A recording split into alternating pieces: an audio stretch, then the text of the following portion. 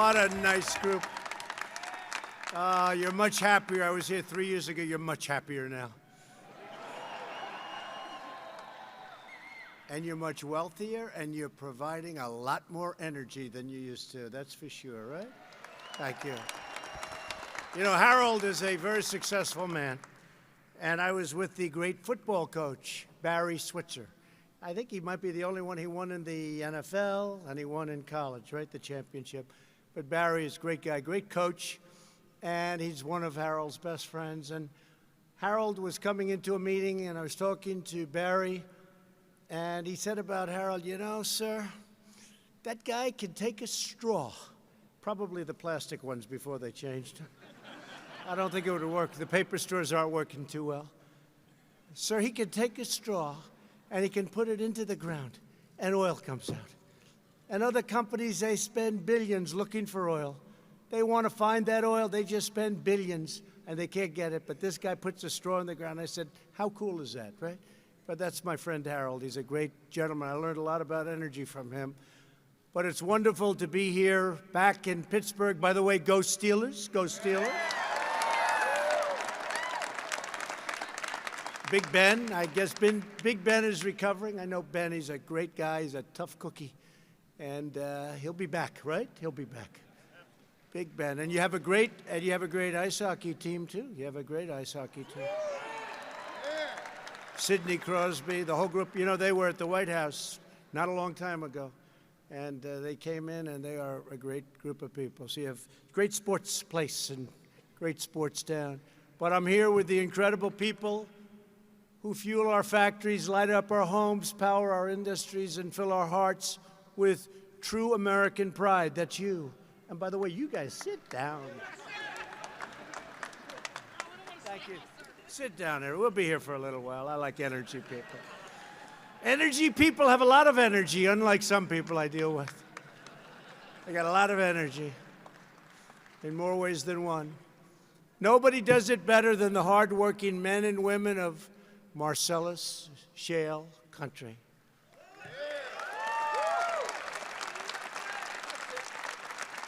Wouldn't it be great if New York realized what they're sitting on top of? Before the competing states take a lot of it. You know, it gets down a little bit, right? Keeps going down. They'll say, hey, we used to have a lot of energy before they took them from Pennsylvania and Ohio. But New York should do it, and New York should allow pipelines to go through so the people of New England can cut their energy costs in half, so the people in New York could cut their energy costs in half. New York doesn't allow pipelines to go through. I don't know. There has to be some kind of a federal something that we can do there. But they won't allow pipelines to go through New York this for a long time. And they won't do any fracking in New York. And they won't take all of that wealth underneath and reduce their taxes. Wouldn't that be nice? They don't do it in New York. Somebody someday will explain why.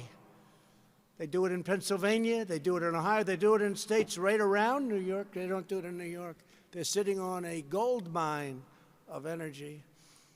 With unmatched skill, grit, and devotion, you are making America the greatest energy superpower in the history of the world. You're number one by far now. Right? And I want to thank the Marcellus Shale Coalition, the Ohio Oil and Gas Association. Oh, I love Ohio. I love that state. Ohio. Don't forget, for a year I had to listen to, you cannot win unless you win Ohio. I said, no, the great state of Ohio. Please treat it well. And we won Ohio by a lot. It's a great state. And another great state, West Virginia. I think we won West Virginia by 42 points. That's a lot. I would say that's a lot. But they're great people. And West Virginia Oil and Natural Gas Association, I want to thank you for the invitation to be here today. Two great groups. We're honored to be joined by members of my cabinet who are fighting every day to support the American energy revolution. By the way, if the other people ever get in, everything I said, forget about. You won't have money to pay for a ticket to this place. You'll all be out of business very quickly. In the meantime, you're doing better than you've ever done. But I have cabinet members here. Interior Secretary, largest landlord in the United States by a factor of about 200. David Bernhardt. Where's David? David? Thank you, David. Stand up. What a great job.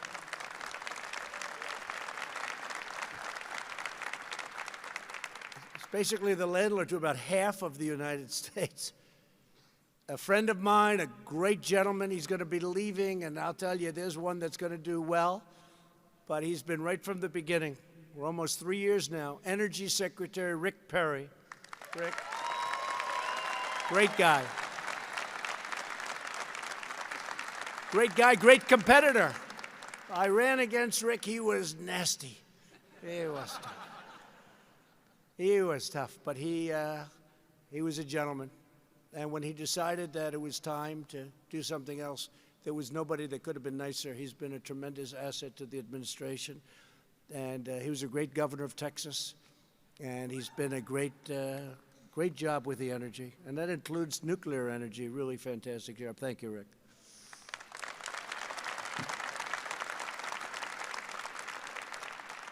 Another man who's here who's been incredible.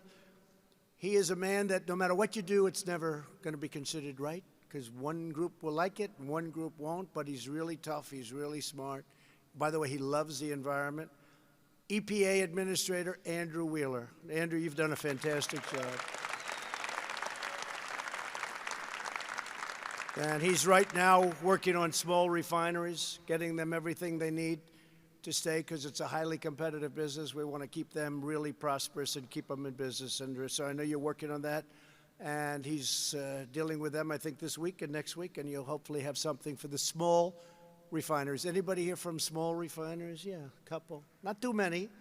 Oh, forget the small refineries. We don't have. Now, you're going to take care of those small refineries. They're great people, right? And they've really been incredible for our country. Several outstanding members of Congress. These are warriors. These are people that fight with me all the time on the witch hunts. I've had the Mueller witch hunt, the Russia witch hunt. I have witch hunts every week. I say, what's the witch hunt this week? They can't beat us at the ballot box. They cannot beat us at the ballot box. So they want to try and beat us the old-fashioned way, which is not very nice. They are a nasty group of people. And, you know, it's very interesting. You look at what's happened and what's been doing and all the things we've done, and we have to get USMCA done, and they don't want to put it up for a vote. And the do-nothing Democrats, they will pass it, but it has to be put up by Nancy Pelosi. So let's see what happens, but I think they're going to put it up because everybody wants it, and I think ultimately they're going to do the right thing. But it's all ready to go. It's approved by Mexico. It's approved by Canada. It's approved by everybody that has to be approved. We have to give it a vote. It's been sitting for a long time. A lot of money wasted, a lot of jobs wasted. It's going to have a tremendous impact.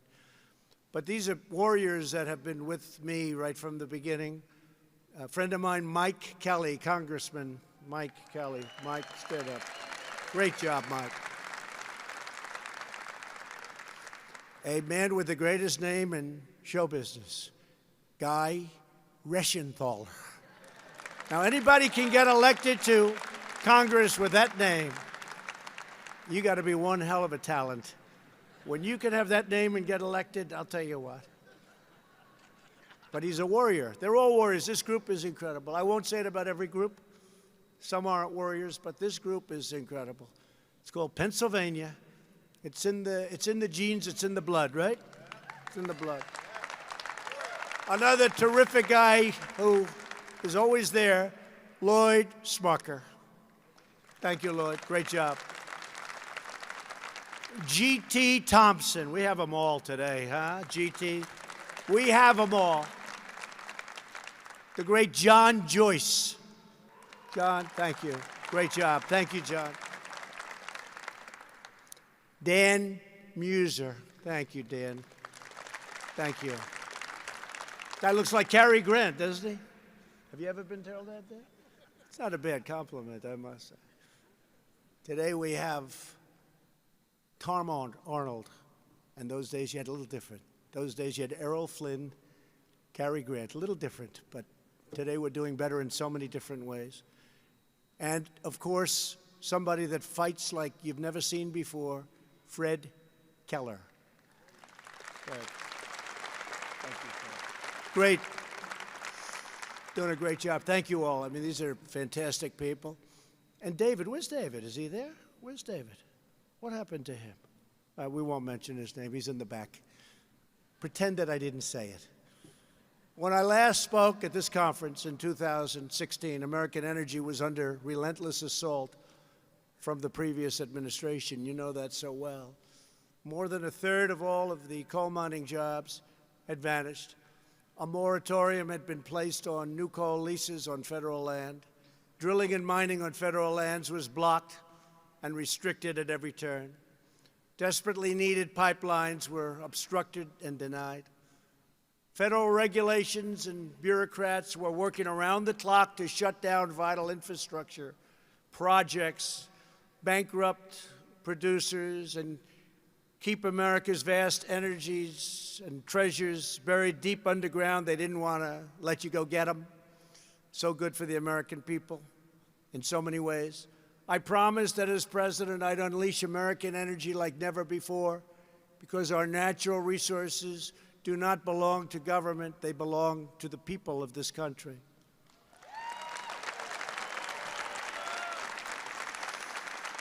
American energy belongs to hardworking men and women like you who get up every day and make this country run.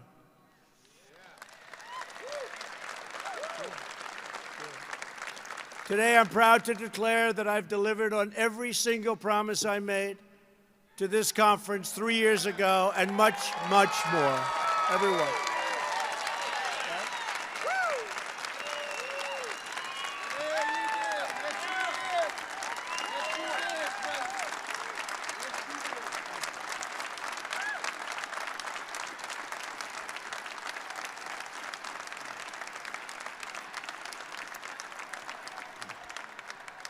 Wow, look at the great people. Thank you very much.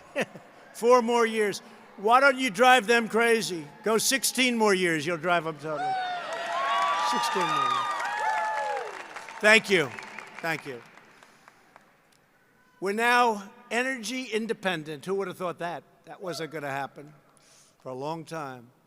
We've ended the war on American energy, and we've ended the economic assault on our wonderful energy workers. You were under assault for a long period of time, but no longer. No longer. That's why we have to keep it going. Because if you talk about assault, it was nothing compared to what would happen if one of these people got in office. What they would do to you would be unthinkable. And what they do to this incredible profession that you're in, but this segment of the economy that's so big and so vast and so many jobs would be just absolutely terrible. Hard to believe they're even talking the way they're talking. And in many ways, I think it actually would be worse than they're even saying it will be. In the process, we set off an economic boom of truly historic proportions, bringing prosperity back to cities and to towns all across America. Not only energy. Energy was just the first step in so many other ways, but without energy, it all doesn't happen. In my first week in office, I approved permits for the Keystone XL and Dakota Access pipelines.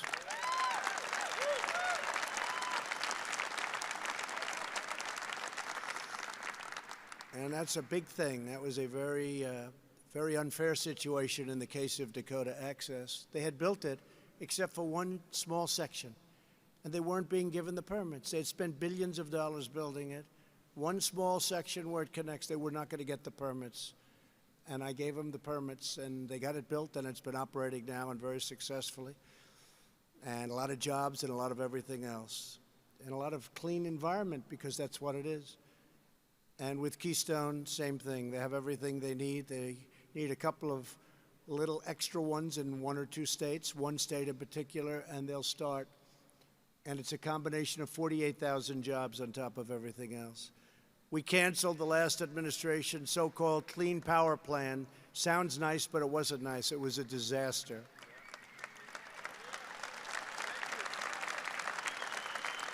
which would have cost Americans nearly $40 billion a year and caused electricity prices to soar to double digits while cutting coal production by almost 250 million tons. We repealed the Interior Department stream protection rule, which was a disaster. It sounds so beautiful. It sounds so beautiful, and it was so bad, which would have cost businesses $1.2 billion and was a backdoor attempt to destroy the American coal industry, which is now starting to thrive again, which we're very happy about.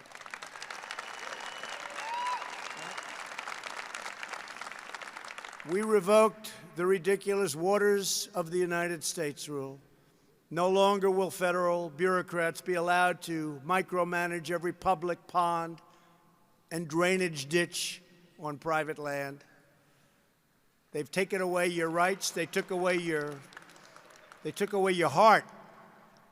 When I did that, I had people in my office. I had miners, and I had farmers, and I had builders building homes. And many of them were tough, strong men and women, and almost all of them were crying. They said, "Sir, you've given our life back to us." I did it in Minnesota with the Iron Range. Minnesota, we gave them back the Iron Range. That was closed by President Obama. Someday they'll explain why they closed it. Finest iron ore in the world, they say. I withdrew the United States from the terrible one-sided Paris Climate Accord. It was a total disaster for our country.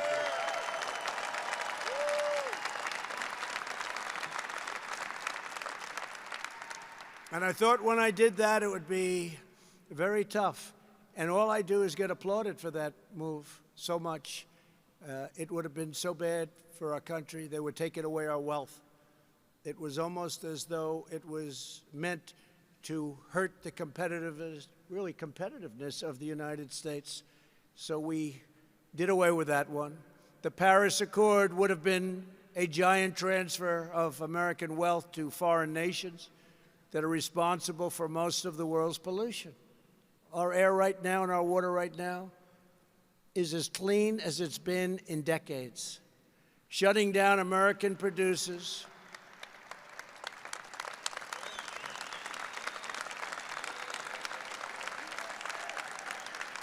The Paris Accord would have been shutting down American producers with excessive regulatory restrictions like you would not believe, while allowing foreign producers to pollute with impunity.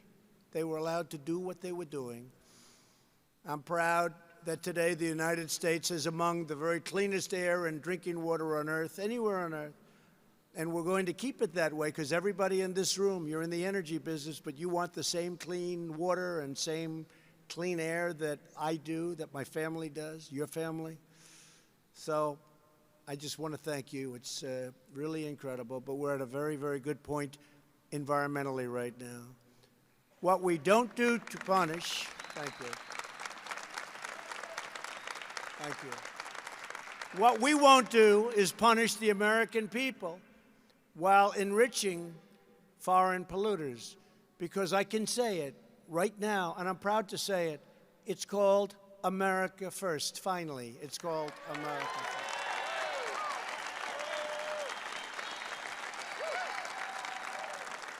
My job is to represent the people of Pittsburgh, not the people of Paris. We're opening federal lands and offshore areas for responsible oil and gas production. And I opened ANWR to oil and gas in Alaska. You know, the ANWR site's one of the biggest in the world. And nobody could get it approved, including Ronald Reagan. They could not get it approved. I got it approved. And it's one of the great potential sites anywhere in the world. Nationwide, the Interior Department, thank you, David, has been drilling permits, and you've seen drilling permits increased by over 300% since I've been in office, and we are issuing permits 3 times faster than when I first took office, and that number is going up, and we're doing it in a very environmentally responsible way. David, thank you. Thank you. Oil production on federal lands is at an all-time high, and revenue to the American taxpayer from energy development has nearly doubled since I took office. Think of that. Thank you. We are streamlining the EPA's oil and gas methane rule. Don't pay attention. Don't pay attention. Saving energy producers millions of dollars in compliance costs while maintaining sterling environmental standards like never before. Yeah, don't hurt them. Don't hurt them, please. They don't know they're dealing with very tough people in this room.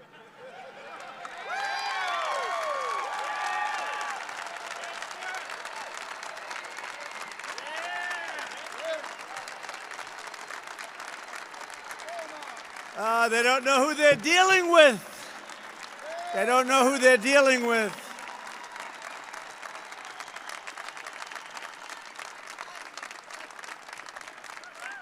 They just don't understand. All right, go home to Mom. Explain to Mom that you tried to take on very powerful people, and many of them physically as well as mentally. That's not a good thing to do. Not in this room. Be careful. Make sure you don't hurt them. Please. Thank you. We're also slashing the time it takes to get a permit for building critical energy infrastructure into just a tiny fraction of what it took before. America built the Empire State Building in just 1 year. Believe it or not, in 9 months. Can you believe that? They don't do that today. It should not take 10 years to get the permits to build a road or a pipeline. We've brought that number way, way down, way down. And in Texas, we're working very, very hard to get those pipelines approved environmentally. And I know my people are doing it. And Rick, you're going to be giving it to some of the most talented people that are going to be taking your position. But we're working very hard to get those pipelines approved immediately in Texas, because it would make a 20% and maybe even 25% increase in oil. And, you know, as I said before, we're now #1, not by a little bit, but by far, way ahead of Saudi Arabia, way ahead of Russia, but we can do even much better than that. So we're working on that. And we're going to also work on getting a pipeline through New York. We have to do that. We can't let them hold us up like this. And as I said, the energy prices in New England, if they allowed that to happen, could be cut in half. Energy prices in New York and other areas, we have to have a pipeline go through. They won't let it happen. But we'll do our best, right? Right, Andrew? Good luck. We'll get it. We'll get it. Never made sense, does it? Can you imagine? They hold it up, they stop it. They stop it. Never made sense. That's one never made sense. And they don't drill. They don't frack. They're sitting on a fortune.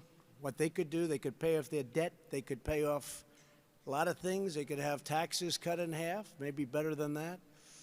So someday somebody in this room is going to sit down and explain to me what the hell are they doing in New York? What tremendous potential. But we'll be talking to Governor Cuomo about it. We'll be talking to some of the people about it, because I know the people in this room want it to happen, because the prices of energy will go plummeting down. The Interior Department has already cut the time it takes to complete an environmental impact statement from more than 5 years to less than 1 year, and the average page length is down nearly 90%.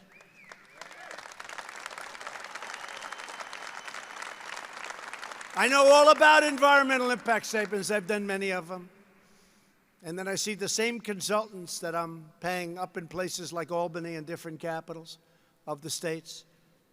And they're working to make the rules much tougher so that we have to hire them to get our permits. But we're trying to cut it way, way back, because I want you people to be able to move fast. And you know what? If you have a bad project, if you have a bad road, if you have a bad pipeline, if you have a bad well, I don't want you to get the permit. But you don't have to wait for almost an entire lifetime to be told no. We'll tell you in a year or less. And if you can do it, we'll tell you in a year or shortly more than a year. But we've brought roads. I mean, roads are under consideration we have roads 21 years, 22 years. They end up costing many, many times more. Instead of a straight line, there's one particular road. It looks like this. If you've had a couple of drinks, you're in big trouble.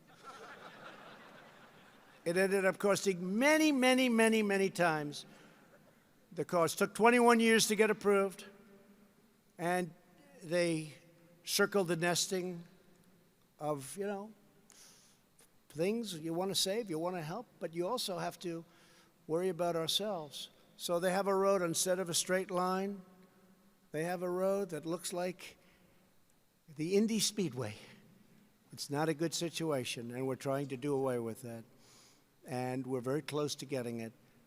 But permits that took 17, 18, 19 years, we think we can get. We're down to 2 years, and we think we can get it around 1. And you may get rejected, folks, but it's going to be fast. I have a friend who's been waiting 22 years to get a permit for something. I said, he's devoted half of his life to getting one permit. And then in many cases, you don't get them. They vote no by a vote of 3-2. Guy spent 22 years. I told him, I said, you got to find another profession. But now he doesn't, because we're moving those time limits up like nobody can believe. At long last, we're reclaiming our American heritage as a nation of builders. You were stopped from building. They really stopped you. They really stopped you from building. You know what I mean. And with the help of our pro-energy agenda, and by the way, you'll never have another president like me. Okay? You'll never have. That's for sure. You'll never have another president that's going to do this stuff. Because I was a builder. It's what I did the best. I built. I really built good. I built under budget. I built ahead of schedule. You don't hear those words too much in government. But I built. And I understand what you go through. I understand how you're ruined, how you're destroyed. I also understand how bad it is for our country. But all of you here today have achieved something that everyone said was impossible. You've helped make America the #1 producer of oil and natural gas on planet Earth, by far.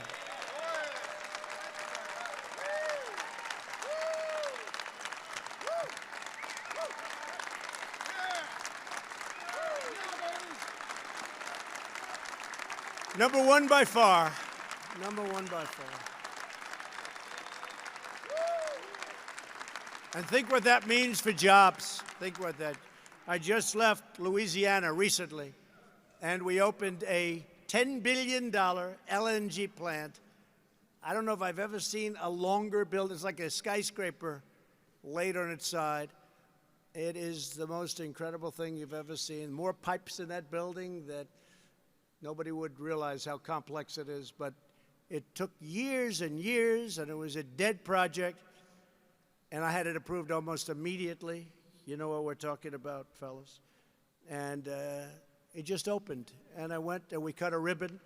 And it's a tremendous success. And now I think they're going to double the size of that. They're going to double it. It's already about the biggest in the world, but they're going to double it. It's doing phenomenally well. It's sold out for 25 years. You know what that means? It's like an office building, except more money. Can you imagine? I never understood that. When they said it's sold out, they sold it out. Other countries have purchased the LNG, but now they're going to double it up, and they're going to build another one. And we have, in Texas, we have so many things happening. It's so exciting. We have a tremendous potential in our country. People don't realize. They think we're doing well. When these trade deals become ripe, when we get them finished with China, we're doing fantastically well, fantastically well. When we get them finished with Mexico and Canada, USMCA. When we get some of the other ones, as an example, we finished it with South Korea. What a difference that has made. That was a Hillary Clinton deal. She said, this will produce 250,000 jobs. And she was right, except the jobs were produced for South Korea, not for us, okay? She didn't tell us she meant South Korea. She said, this is good for 200. What a horrible deal that was. Our deal with South Korea, we've essentially terminated it, redone it. Brand new deal, you guys know. And it's now a really great deal, but that was a disaster. 250,000 jobs it will produce, I remember her saying. And then it turned out that it was for a different country. We don't like those deals, do we? For the first time in more than 60 years, we are an exporter of natural gas, and our net energy imports are the lowest level in more than 60 years.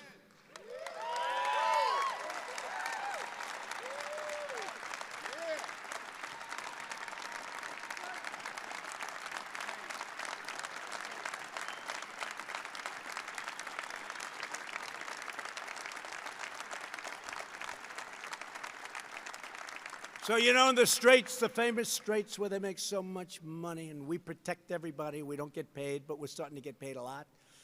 But, you know, other people need those Straits. We don't need them much anymore. They were saying, how come American ships are doing so well? Because we don't have too many of them going over there anymore. Isn't that amazing?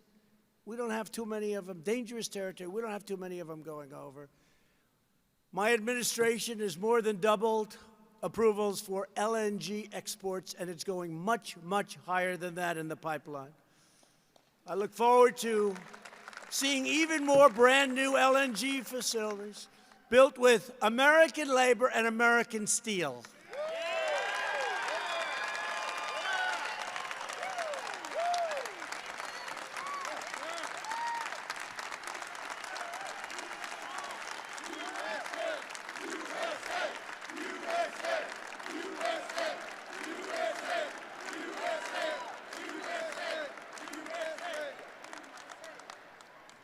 You know, with the pipelines that we approved, I said I want them to use American steel, like on Keystone. I said I want them to use American steel. And they came to me, they said, so we have a problem. They already bought it. They've got it. They just can't get their permits. Can you believe it? They had the pipeline. And so it was a little bit tough to say, bury it, and we went. So I gave them a little break. What am I going to do? But we'll write right on the bottom. Somebody said, well, that's a little bit complex. I said, no, it's not. Give me a pen. You must use American steel. And we're doing that more and more and more. Right? Our guys are doing that. To restore American manufacturing, we're reversing decades of disastrous trade policies that devastated our working class communities. Pennsylvania lost 1 in 3. Can you believe that? And it's actually a higher number. We want to be conservative because with the fake news, I have to be very conservative. Otherwise, they'll say, he didn't tell the truth. He didn't tell the truth. So we're very conservative with these numbers, the fake news. But Pennsylvania lost more than 1 in 3 manufacturing jobs after a twin disaster took place, and that's NAFTA and China's entrance into the World Trade Organization. That was a disaster. China was mainlining, and then all of a sudden, it went up like a rocket ship because of a certain politician that came up with the idea for the WTO. That was not a good idea. May have been worse than NAFTA, and I never thought anything could be worse than NAFTA. We're standing up for our great workers, and America is winning, winning, winning once again, and we're winning. We're winning, and we're respected again. We're respected. You know, respect is a part of winning. We're respected again as a country. We're not laughed at, and it's getting more and more that way, and you know it, and I know it, and you know, most importantly, other countries know it. They know it. After losing 60,000 factories, so when I first saw that number a few years ago, I said, that can't be right. I got to be careful because I have these people back here. And they'll say, it's not 60, it's like 5, right? It's 60,000. So I had it researched and checked. And you know it's right when they never correct you. I've been saying it for years. It's true. It has to be right. Otherwise, they'd say, he's not telling the truth. But after losing 60,000, it's not even possible to believe that much. 60,000 factories under the previous 2 administrations, we've now gained nearly 10,000 new factories under my administration, under the Trump administration.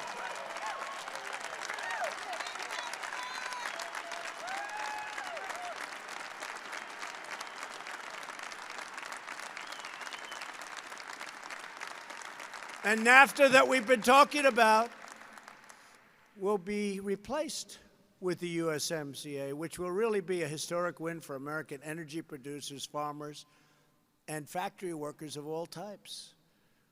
The do-nothing Democrats in Congress, including Democrat Connor Lamb. This guy talks so nicely about me. He's like got my policy, except for one problem. He never votes with me, never, ever, ever. They want to take away your guns. Connor Lamb wants to take away your guns. They want to take away your energy, that one you know, right? So Connor Lamb, right here from Pittsburgh, and I appreciate, Connor, whoever you are, I have no idea what you even look like. But there's some guy named Connor Lamb who speaks very nicely about, you know why? Because you're in like a Trump district.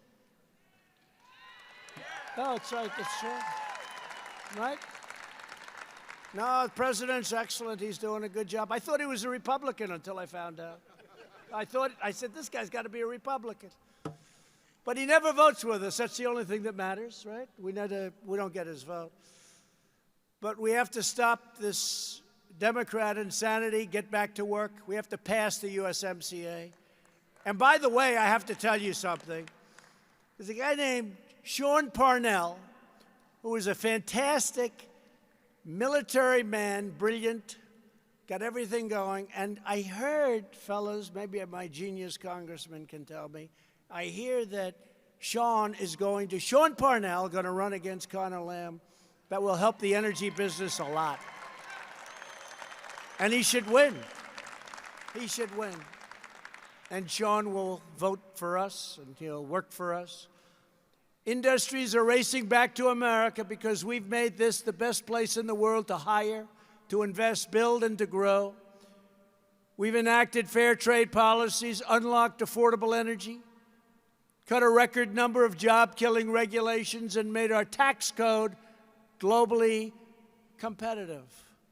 Our taxes were a disaster. You couldn't compete with other nations. Since our tax cuts were passed, the largest tax cuts in the history of our country, the Democrats want to raise your taxes. I don't know, how does that work politically? I haven't figured that one out. They want to raise your taxes. I talk about tax cuts. They say, no, we want to raise your taxes. You know, they're vicious and they stick together, but they're lousy politicians, I will tell you. It's true. They got two things. They've got two things. They stick together and they're vicious. Their policies are horrible. Open borders, sanctuary cities, take everyone's guns away. But they do. They stick together. They don't have a Mitt Romney in their midst. They don't have the Mitt Romneys of the world. They stick together better than the Republicans do. I love the Republicans. 94 and 95% approval rating they gave me recently. But still, they don't stick. We got to stick together. We got to stick together. Right? Since our tax cuts were passed, nearly $1 trillion have returned from other countries back home where it belongs. Think of it. We've gotten $1 trillion with a T, $1 trillion back from overseas, from other countries, that instead of spending the money over there, the reason was it was prohibitive. You couldn't do it. It was bureaucratically impossible, and the tax rate was so high, nobody would do it. Now the money is pouring back into our country. They're using it for lots of different things. $1 trillion is going to be much more than that. Massive new investments are bringing thousands of energy jobs to states like Ohio and West Virginia that we mentioned, that we love. New Mexico, which I think we're going to win. You know why we're going to win New Mexico? Because they want safety on their border. And they didn't have it. And we're building a wall on the border of New Mexico. And we're building a wall in Colorado. We're building a beautiful wall, a big one that really works, that you can't get over, you can't get under. And we're building a wall in Texas. And we're not building a wall in Kansas, but they get the benefit of the walls that we just mentioned. And Louisiana is incredible. We have a great race in Louisiana. The governor turned out to be not very popular. We have a race between a great Republican and a governor that has not done a good job. High taxes, horrible insurance. They can do so much better. We have a great Republican running in Louisiana. You've been watching that the last week. Indiana, Michigan, Tennessee, Pennsylvania, so many states. Such potential for growth. 2 months ago, I traveled to Beaver County, not far from us today, where Shale, anybody here from Shale? Shale. Where Shale is making the largest investment in Pennsylvania's history. Think of that. That's a big investment. Their gigantic new petroleum plant and petrochemical plant, it's the biggest, one of the biggest in the world, will create more than 600 new Pennsylvania jobs and thousands of construction jobs and provide a tremendous boost to the local economy, to put it mildly. A similar $10 billion investment will soon, we believe, got to get a little more push, be coming to the great state of Ohio. They'll like that. Great people in Ohio. Great. And our goal is to bring 100,000, that's a lot of jobs, energy jobs, to Appalachia and to rebuild this magnificent region. And it is a magnificent region with magnificent people, which was forgotten for too long by the Democrats. And they get votes. The Democrats would get votes. And remember what I said. What do you have to lose? I said it to Appalachia, and we did tremendously. I said it to our great African-American community. I said, what do you have to lose? You have the most crime. You have the worst education. You have the lowest home ownership. You have all these horrible statistics I'm reading. And then I said, what do you have to lose? Now the African-American community has the lowest unemployment numbers in the history of our country. They have the best employment numbers in the history of our country. They have their best poverty numbers in the history of our country, in the positive sense. And I think we're going to do great with the African-American community and the Hispanic community, which has its best numbers that they've ever had. Their median income, Hispanic median income, is the highest it's ever been, over $50,000 per person.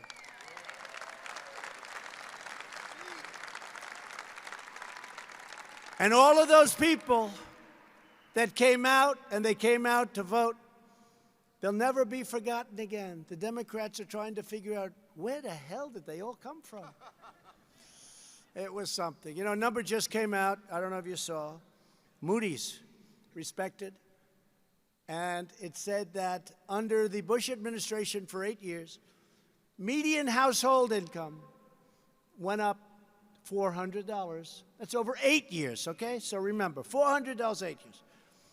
Under President Obama, median household income went up $975 over 8 years. Over your favorite president, President Donald J. Trump, median household income for 2.5 years. So remember this, 8 years, $400. $400. You don't even, that gets wiped out by inflation. $400, $975. In 2.5 years, our number is $5,000 plus $2,000 for the tax cuts, $7,000.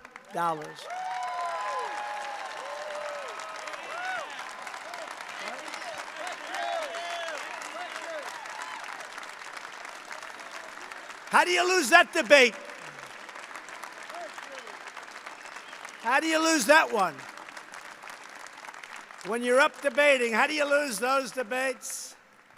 But we're very proud of those numbers, very, very proud of what's happened with unemployment for African American, for Asian and Hispanic. The numbers are the best in the history of our country. With American energy once again powering our prosperity, the United States has the hottest economy recognized by everybody anywhere on earth. These leaders from other countries, prime ministers, presidents, kings, queens, and dictators, they just don't want to be known as a dictator. Actually, some do, but they don't want to be known as a dictator. But they come in and they say, President, we'd like to congratulate you on the economy. They're trying to copy us. They say it won't work. Because we have the greatest people on earth. We really do. We have the greatest people on earth. I really believe that. Since the election, we've created more than 6.4 million new jobs, including more than 240,000 jobs in Ohio, West Virginia, and Pennsylvania.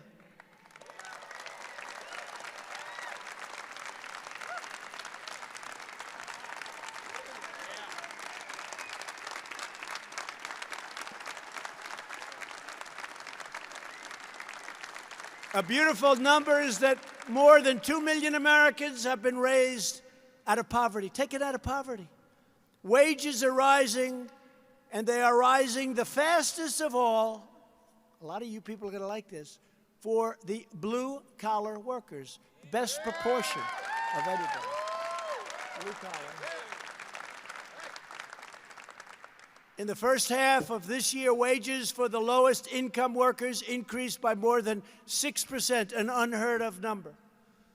Unemployment is at the lowest rate in more than 51 years. Joining us today are a few of the hardworking Americans who are thriving thanks to America's booming energy sector. Andrea Brownlee owns and operates a trucking company that services the natural gas industry. Andrea, she's seen growth in her company. She's seen growth in the energy industry like she never thought was possible. Could you come up and say a few words, please, Andrea?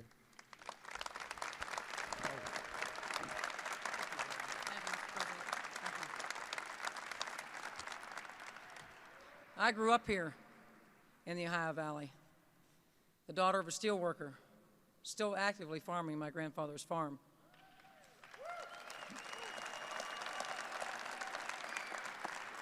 I own Brownlee Trucking, a small business providing logistics services to the ever-growing natural gas industry here in western Pennsylvania, which has allowed us to provide more jobs and opportunities to provide quality health insurance and benefits for our employees. Because of the policies and support of natural gas, we have seen amazing growth in the industry and a future with good-paying jobs for our children here at home in western Pennsylvania. Thank you.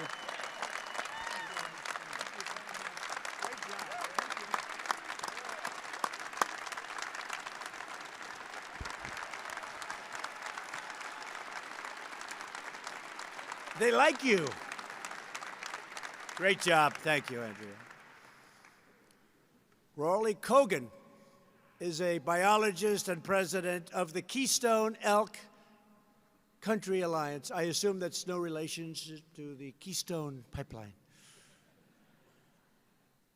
It's supposed to be a great charity that works to conserve Pennsylvania's beautiful elk population. Rawley, I wish you'd come up and tell us a little bit about your partnership with the energy industry and how it's been so incredible for American wildlife.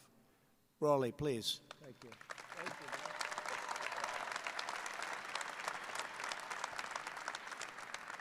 Thank you, Mr. President.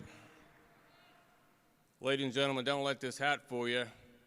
I'm a born and bred Pennsylvania proud country boy.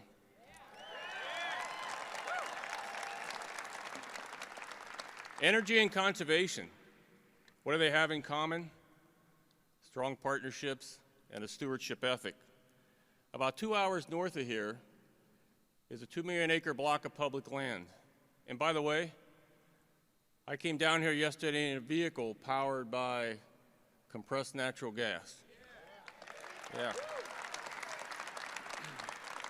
2 million acre block of public land 2 hours north of here called the Pennsylvania Wilds. It's the size of Yellowstone National Park.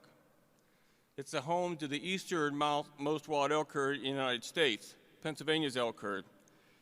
In my career as an elk biologist, I have worked with this industry for 37 years. We enhanced pipelines. we lined, we fertilized, we mowed, we planted high-quality forage for elk and other wildlife. Pennsylvania's elk herd has grown from less than 100 elk in 1982 to over 1,100 elk today. And elk are a big attraction. Thank you. Elk are a major attraction. The Keystone Elk Country Alliance is a Pennsylvania-based 501c3 wildlife conservation organization. We operate and manage the Elk Country Visitor Center in Benezet. We do that in partnership with the Commonwealth of Pennsylvania. Since opening the Elk Country Visitor Center in September of 2010, we have welcomed over 3.3 million visitors to our front door. Thank you. Those visitors generate $250 million annually in economic development, primarily in food, transportation, and lodging.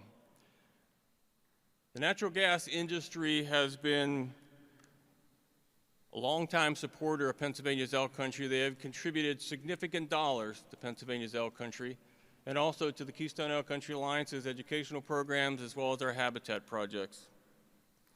But most compelling to me are the leaders of this industry, the people I'm looking at right now. They care deeply about our natural resources. I've watched it for 37 years.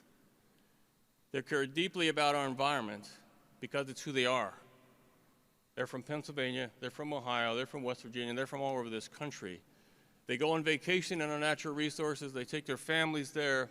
That's where they go to disconnect. I have all the confidence in the world that they're going to continue to be good stewards of our environment.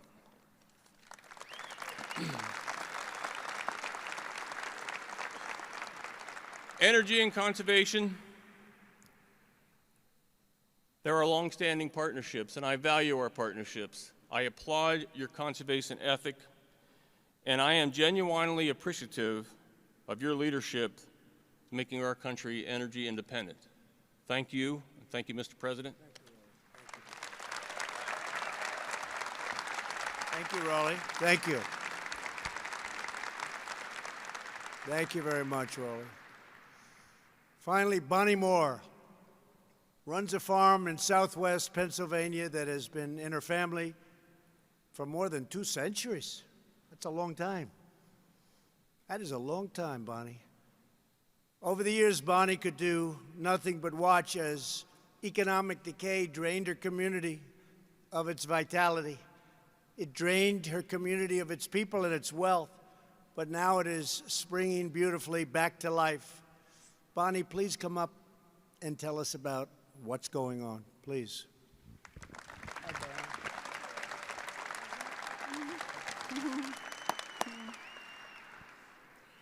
I have lived in Washington County, PA, all my life on the Moore homestead. Prior to this administration, the area was declining in jobs and population. The farmers had to work an outside job to support their farms. After this administration unleashed regulations on the oil and gas industry, our area boomed.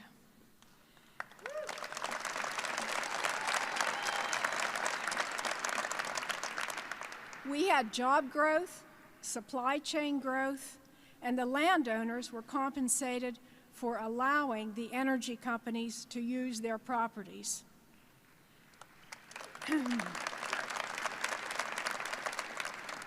As a result, it has helped many landowners, including ourselves. We were able to purchase another adjacent farm with the compensation these energy companies provided, updating buildings and equipment. I want to thank President Trump and his administration for revitalizing and saving our area and America.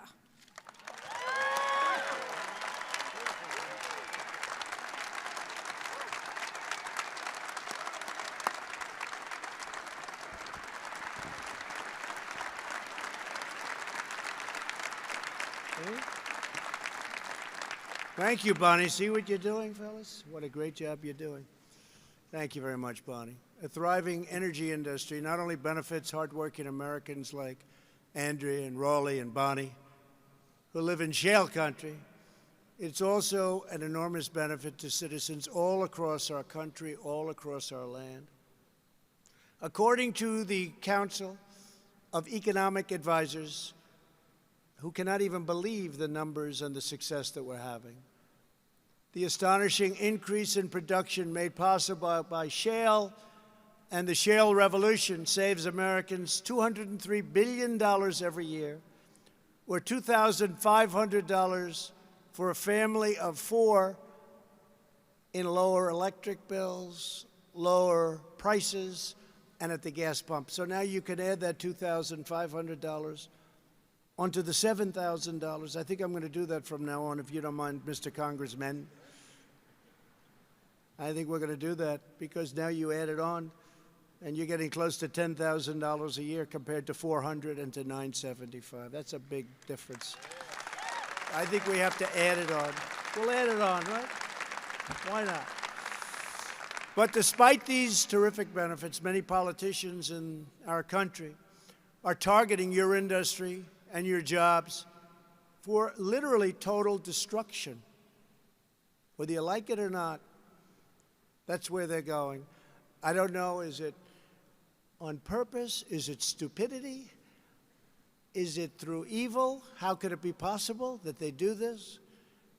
Virtually every leading Democrat has pledged to entirely eliminate fossil fuels, wiping out American production of oil and coal and natural gas, and by the way, jobs.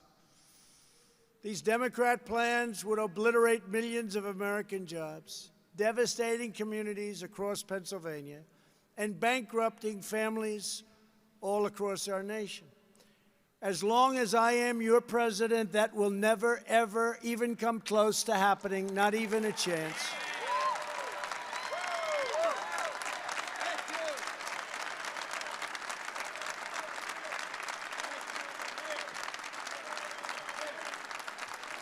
Thank you.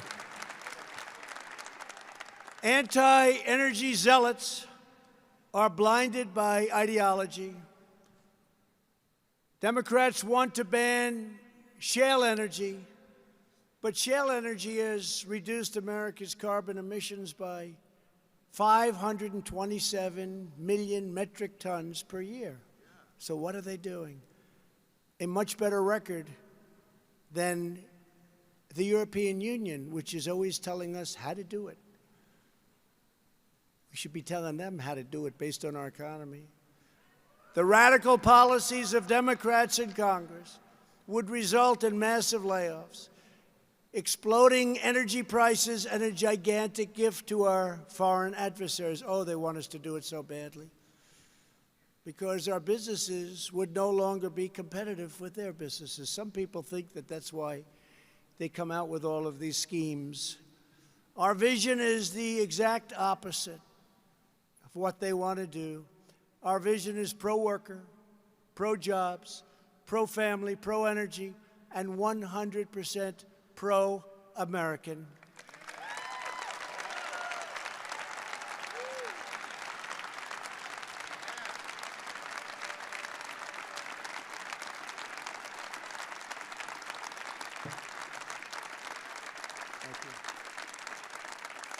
We believe the United States should never again be at the mercy of a foreign supplier of energy. We were at the mercy for many, many decades. We are committed not only to energy independence, but to American energy dominance.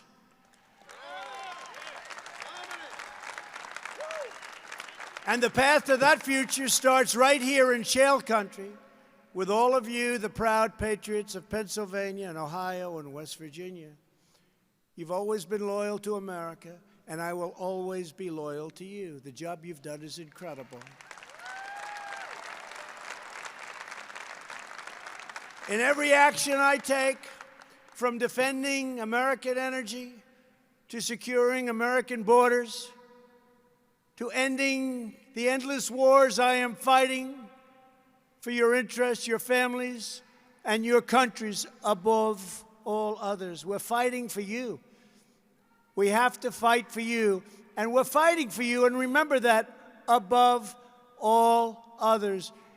we were calling it Make America Great Again. We're calling it now Keep America Great. We will keep it going.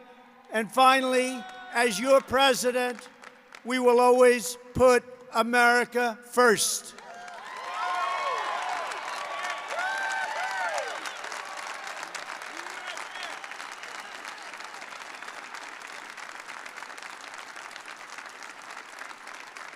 Thank you. From the first days of our nation, the true sources of American greatness has always been hardworking, faithful citizens just like you. The extraordinary workers of this region are the ones who forged the steel that shaped our city skylines and mined the coal that powered our industries. They farmed the fields, manned the assembly lines, and loaded those rail cars. They gave their best each and every day to build the proudest and mightiest nation the world has ever seen, and we have never been stronger economically, militarily, than we are right now. Our military has been completely rebuilt.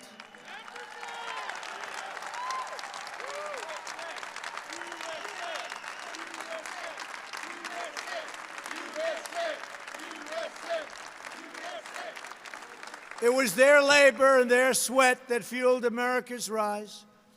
And it's your sweat and your skill and your soul and your love that are fueling the greatest comeback by far in American history.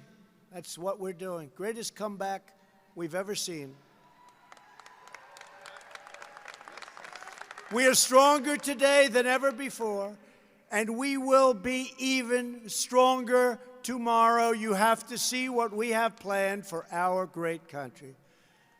Because we are one united team, one united people, and one United States of America. I will never stop fighting for you because I know that you are the ones who are rebuilding our nation. You are the ones who are restoring our strength. You are the ones renewing our spirit, and you are the ones who are making America greater than it has ever been before, and it's not even close. And congratulations to all of you, our great energy people, for what you've been able to accomplish, especially in the last 3 years. Thank you, God bless you, and God bless America.